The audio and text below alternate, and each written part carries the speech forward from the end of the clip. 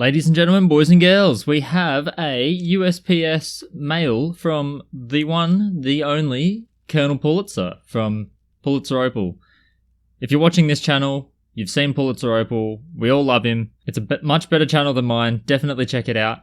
Now, he cut a couple opals up in a video, and some of the offcuts he pointed out he was going to do the standard. He was going to do some giveaways and all that kind of stuff, but he did say in the comments that he'd send me one. Well, actually, he said it in the video that he'd send me one, so a huge shout out from the one and only. The legend himself, he doesn't actually need to do any of that. He's 10 times the channel I am. He shouldn't even know I exist, and yet he helps me out. Got me into the arrowhead making. Check that out if you haven't already. But he said he'd send me one, and I'm feeling a fairly large item in here. So I've already cut it open. We'll whip it out, and when we see what we've got, I did find it interesting that on the customs declaration, he's listed it as silica rocks for decoration. If anyone has tried sending opal in the mail, you're always going to be a little bit scared of saying super high quality gem, best stone on the planet, because most likely it's gonna get missing in the mail. Definitely not stolen. Just they just go walking as soon as they're of a decent value, and you let people know that, you find yourself in trouble. Now, there's something else in here. Give me a sec. Fished it out. It was Pulitzer's little business card. I wonder if I should get business cards. I feel like they're a little bit old school. Maybe something I need to think about. But anyway, business card. And he has sent it in not a padded box, but a box that I've never even seen. Check this out. This is, it might be just as interesting as the opal. It looks like a plastic box, but I can see what looks like a film between the layers of it. I've never seen this, and I actually don't know how to open it. Oh, there we go. Alright, no. Oh, is that a hinge? Oh, there we go. Alright, this is one of the coolest boxes. You can barely even see it. There's like a cling film, a plastic wrap, over both halves of this container. So you've got bouncy trampoline here, so anything you put in between, it gets stuck between the two layers. I've seen display units like that, see? If you hold it upright, it's not going anywhere. This is, if anyone knows where to get these or what they're called, I would really like to know. Yeah, that is cool. I don't know what it is. I was always surprised with Riley's little case. I've actually got one just here on the desk already. So Riley's got these ones, which are like a pelican case, like a mini pelican case with foam and stuff in them. Really cool. Is actually moderately waterproof as well. I've done a little bit of a test. But it's really transparent. You can see exactly what's in it, and it's really cool. But now, let's switch back over and focus on the actual opal. So I can't remember which piece I saw, but if I just grab a little bit of water on the fingers, and we'll just give this a little bit of a wet, because I can see that dry, they've got no problems. This one's not too bad. So the reason Pulitzer sent them over is a lot of the wavy bars. This one's not so bad. This is more just an offcut off the edge, but it does have this nice little wavy bar look. But yeah, you can see a nice little bit of color.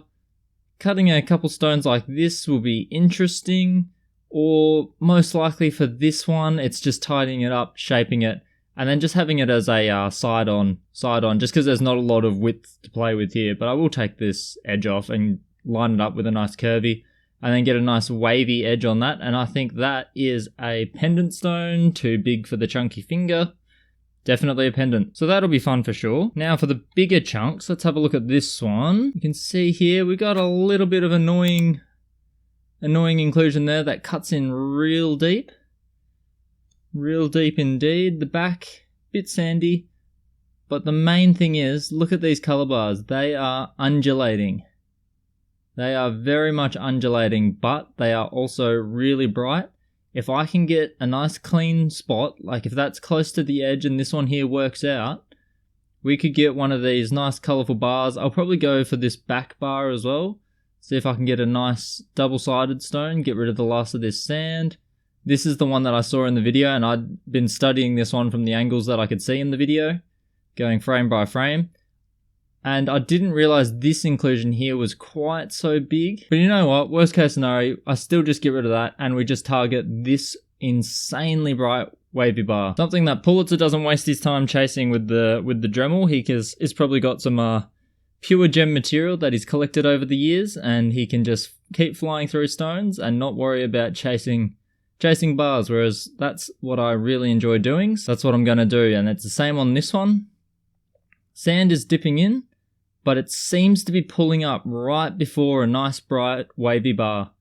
So we're going to try to work that one out, get that wavy bar. If all else fails, there's another one behind it. A little bit tricky, but you know what? If it wasn't tricky, I probably wouldn't even bother. It's the trickiness that's the most fun. We're just going to have to try to scoop that one out, and then this one maybe gets a slice and then turns into earrings or ring stones.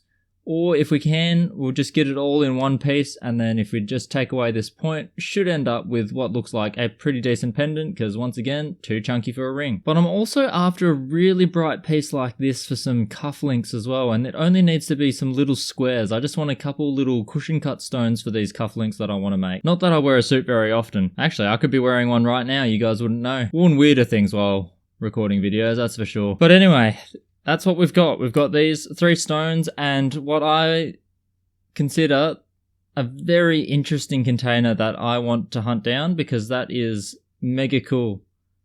It just doubles up as a really good display unit as well. I've been meaning to get a lot of those sandwich display style things where they just come together and then you stand them up in like a little holder and that keeps them closed. Those things are really cool, like a floating frame or whatever they call them. I might even get a whole bunch of them just because it'll be cheaper that way, and then I can stock them on the website as well. I'm sure many of you, like me, have some stuff you want to display, and instead what we've done is chucked it in drawers and in Ziploc bags and cases, like Riley's one here. And they're just hidden away. But this is really turning around what's been a very negative start to a week for me. But you know, it's only the start of the week and we've got time to turn it around. So that's what I'm going to try to do. Let's get these ones under the knife and see how we go. I'm hoping for 3 really interesting wavy bars that come through and really show us what they're made out of. But also a little bit of fun and games and a little bit of tackling issues. I'm already seeing that's most likely going to happen on that stone. But we're gonna explore first, like always. Don't want to lose material if I don't have to. And I'll end up with interesting stones no matter what, and a lot of fun. So stick around and we'll be able to cut some of this Mintabie that I know faces, because Pulitzer's already made a stone out of the center section. So it's always good to get an offcut of that, because you know it's going to face and it's going to work out real well, just if I can get rid of the inclusions and shape it up, give it a nice polish, and we've got some wins in the book. Anyway, I'll catch you guys around. See you in the next video.